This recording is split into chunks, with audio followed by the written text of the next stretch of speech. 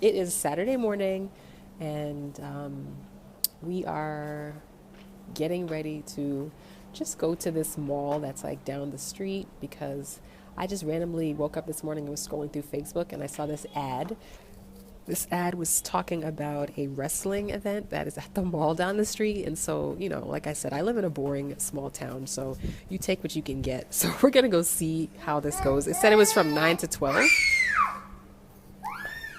So I'm coming. He wants me to come. So I think he thinks we're going to daycare. So anyway, that's where we're going right now. But it said it's from 9 to 12. And things run on like African time.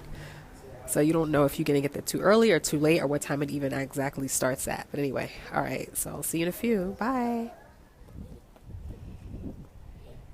Hello. Where are you going? Come here.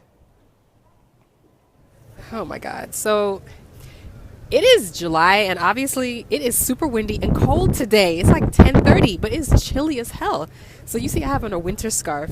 Then I have on flip-flops. Like you have to dress for 2 seasons in the Namibian winter. Like Lance has on a winter coat. Like some of these people out here have on winter coats and sandals like me. This is like one of the coldest mornings we've had in a while. So this is the Namibian winter, which basically coincides with the American summer. On top of that, I have a cold for like the 4th time in a month. That's a whole nother story. Okay. Bye.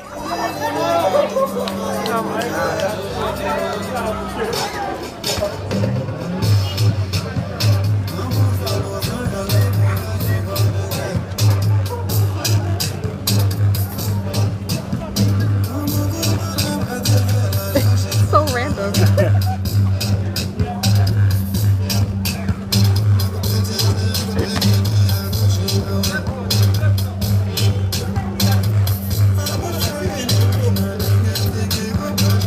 I hope that's cushioned. I hope that's cushioned.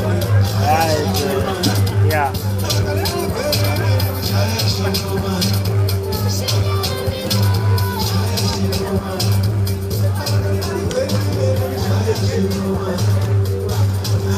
So random.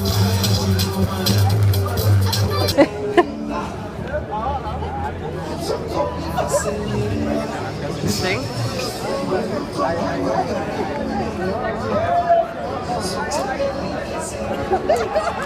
I mean, people are laughing. People find it amusing. It's like wrestling. Like it's dying to the floor.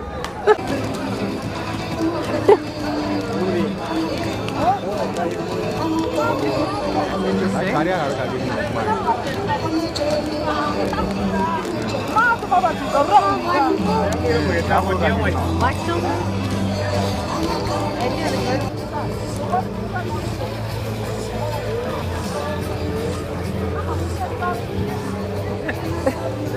Lance is fascinated. Right. Since he was so miserable on the ground, all you could do is just put him on top of your put him on your head, like just sit here. We doesn't have control. Exactly. Literally all he's doing is sitting there staring. You like it, Lance? It's interesting. Maybe you do that when you get older. Yeah. So this is like an example of just how random our town is and like how actually having things to do is so hit or miss. Like, because there can just be weeks of like nothing going on. And then like, I just happened to be scrolling through Facebook and saw a Facebook ad like advertising this event. And then you just come, like things in our town are very random and like unconventional. Like the entertainment is very unconventional. It's like, you just have to take what you can get, basically. And people are really amused by this, like, and really entertained. Like, and it's entertaining, I guess. Like, when you live in a place that not that much happens, like something like this is like really exciting, I think, to a lot of people. Because like people are laughing, like, and watching it. They're just fascinated, like, watching a wrestling match. Like, this is not something that probably a lot of people grew up, having like official like wrestling like classes in their, towns or villages. So it's definitely like something interesting for people to watch. So yeah. And so like now we've been out here for like 20 minutes. And so when we first left the house, it was cold, and that's why I have on this scarf. Now 20 minutes later, it's like we're in the sun and it's getting hot. So I'm about to have to take off my scarf. Like that's the weather, that's Namibia. Like especially in the winter, you have to dress for like multiple seasons. That's how it goes.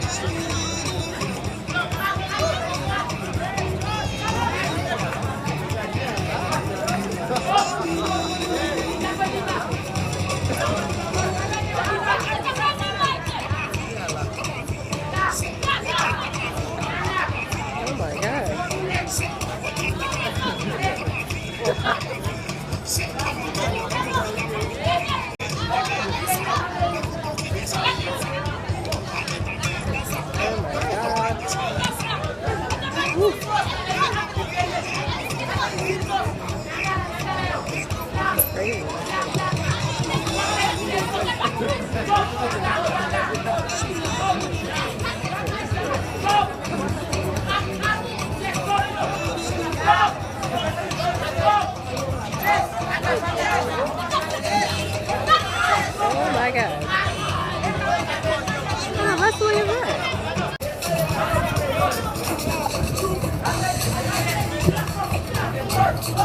Oh my goodness.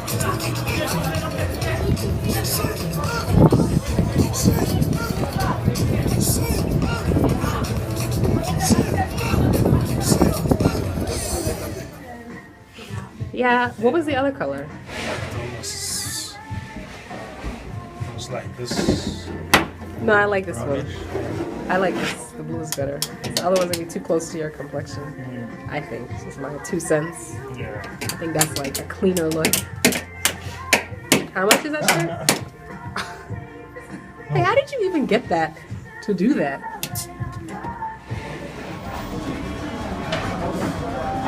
Somebody got his first ice cream cone. First cone. First ice cream cone.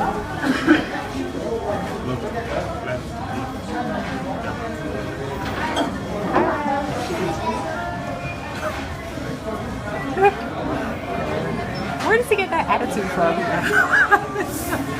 have no idea. Look at mom. Give me.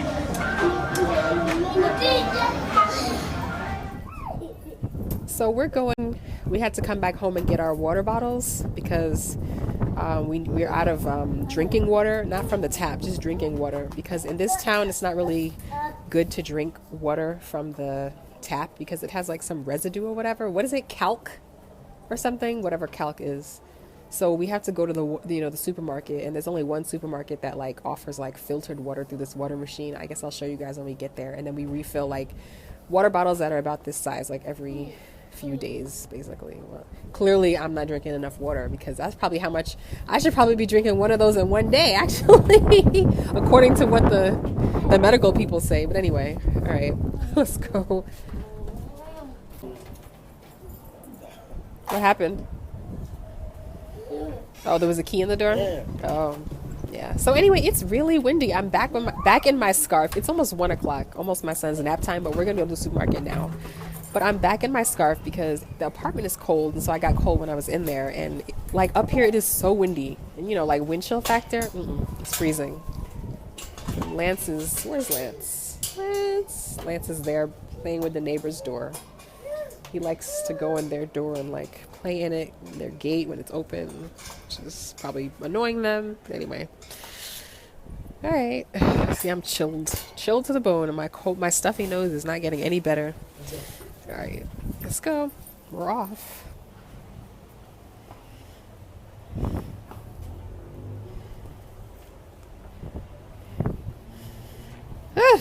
It's frigid.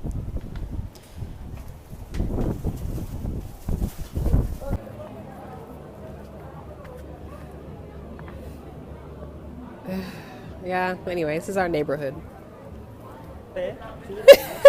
Exactly. So we just passed by this lady.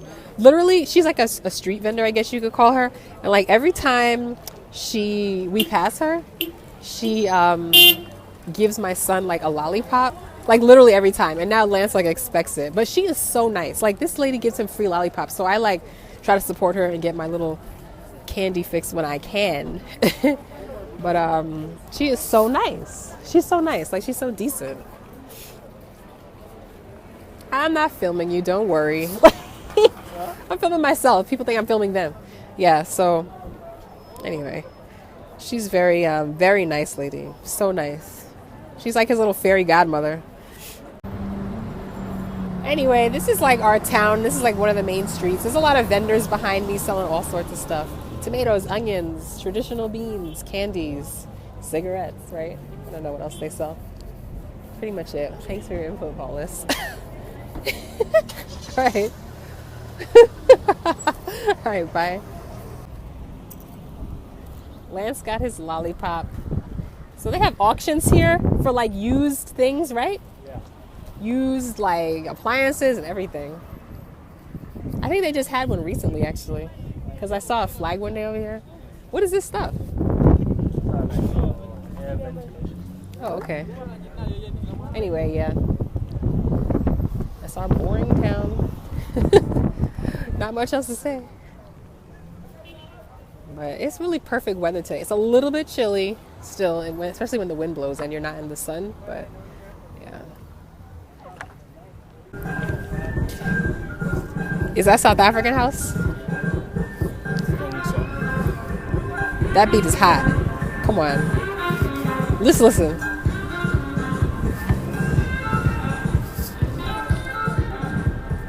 It's coming from over there.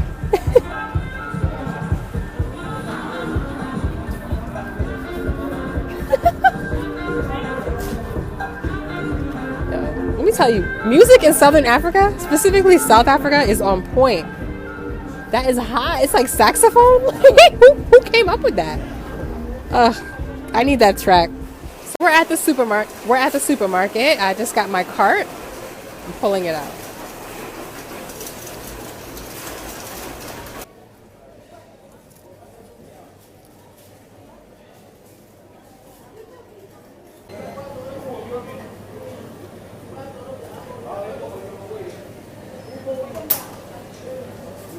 This is where we get our water.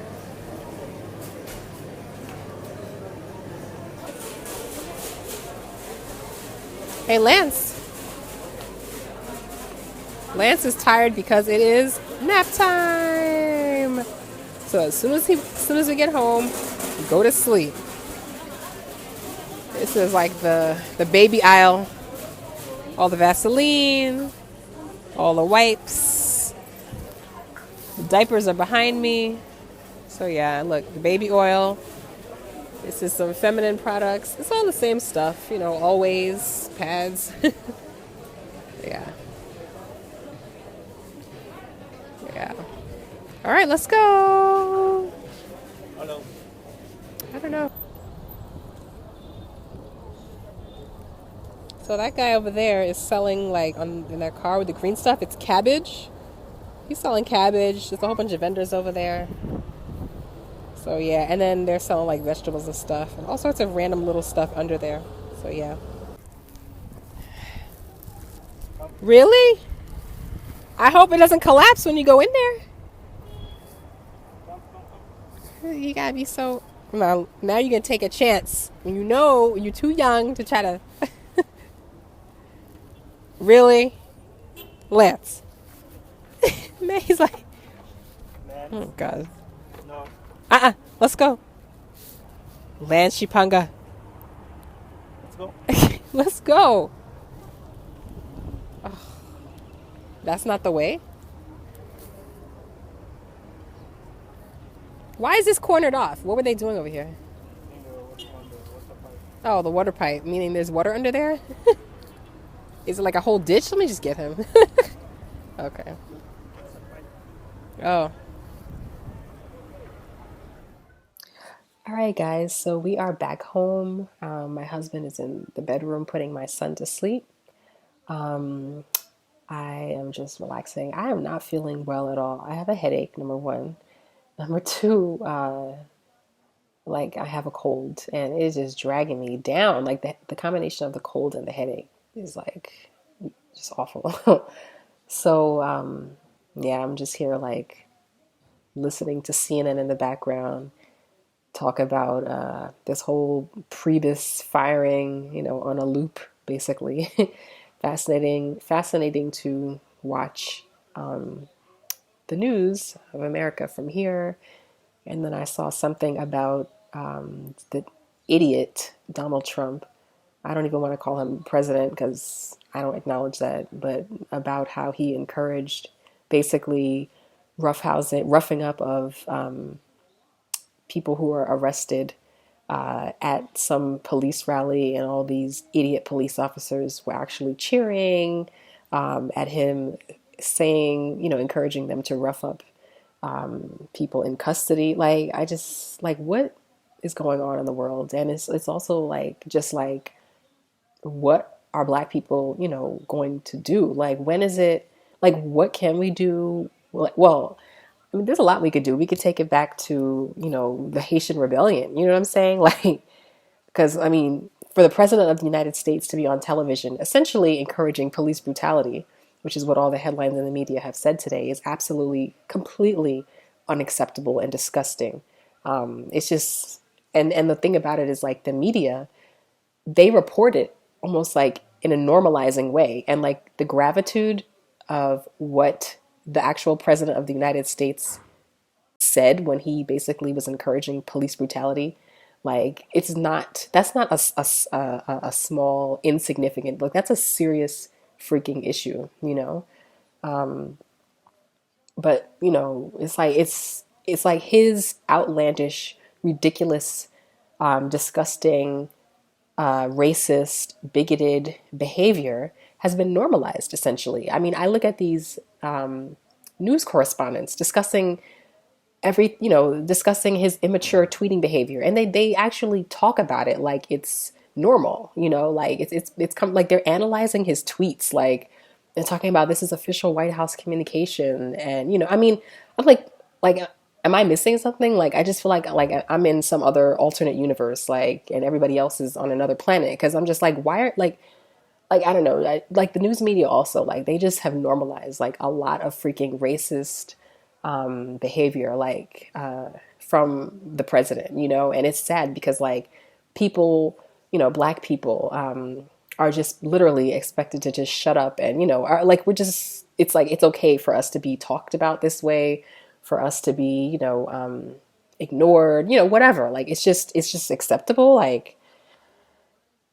So although, things are not perfect here in my life in Namibia, I'm like, why would I even want to have my child and husband in America right now, But then at the same time, like, my dad and my brother are there, like, so it's not like I'm totally removed from all of these things, especially like police brutality, and things like that, But I don't know, it's just I don't know what to say. I don't even know what to say. Like, I just really wonder, like, what, like, the thing about Black people to me is just that we're not complacent, but we're so resilient, like, we have been through, we put up with so much. We have put up with so much, like, and it's so unfair.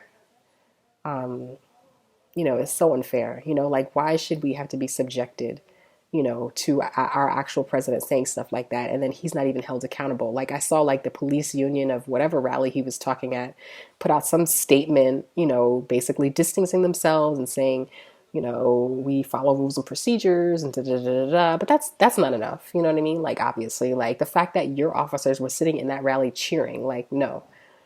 So like people have asked me, in the past, like, oh, like would you ever move back to the US? And like sure, I would love to like move back to the US. Like there are many things, like reasons why though it's not really the best move right now. Like number one, because like that would mean like my husband leaving his job, like so then it'd be two of us not officially working, like, starting from square one. And then like another thing is like I always just think about, yeah, like my husband is a black African Namibian man. He is not as well versed on like the climate in the US. He's not used to it. There is, don't get me wrong, there is racism still in Namibia. This country is only 20 something years old.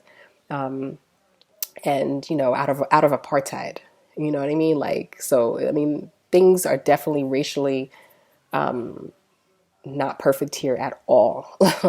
There is a huge amount of inequality, and the people that are really financially thriving, like, and very easily are the descendants of, like they're the white Namibians, basically. But at the same time, like my husband is, like when we go to New York, I noticed that like it's new to him. You know what I mean? Like, how the subtleties of racism in the US, like here, it could be more blatant, and it's also it's his comfort zone. He's familiar with things here. And also this is Africa, like even though there are like a lot of, white Namibians, like the majority of Namibia is still vastly, black. So it's still very much a black country, and, obviously the dynamics in the US are different. So yeah, I mean, when I think about like my husband, when the times that he's been in New York, like, I just feel like he's not that, like aware of like all the subtleties. And so like like, so thinking about bringing him to live in the US, like, it's just like, as a black man, like that's something you kind of had to be careful with, you know what I mean? Like, especially like an African, like, that has spent their entire like 33 years of life, in a black country. Like that would be a big adjustment for him. Like, and we even went to like, to New York one time, and we were in Best Buy in Manhattan, and this guy was like so freaking rude to my husband, and I was like actually expecting, and I like went off on this guy. He was black, but he was just like so rude, and I was like, no, like, because I knew my husband like didn't really like know, I just knew like as an American, like as a black American, that was not okay, like the way he was spoken to. So I had to step in, like, oh no,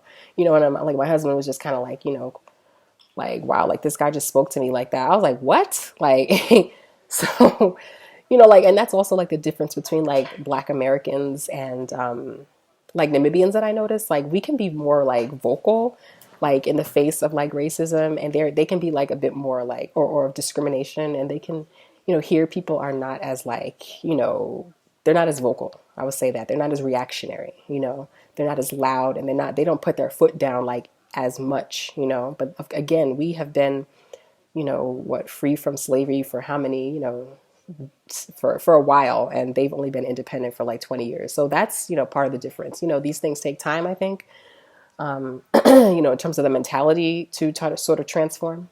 So that's another reason why, like moving to the US is not really like, at the forefront. Like it's not like a quick thing that I would just do, like, because I just feel like I have to consider my husband as a black man, moving to the US and in the current climate, you know what I mean? And like navigating that and not really knowing, how to deal with that. And then also my son, obviously, like,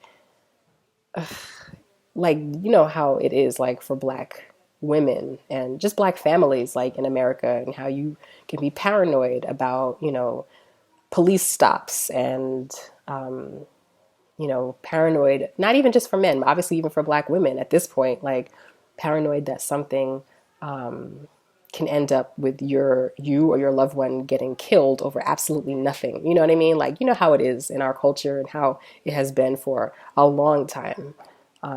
So that's something that I'm like, do I really want to deal with that? Like, like paranoia. But there are things that I have to be paranoid about here in Namibia as well, like the road safety. But that's a whole nother video.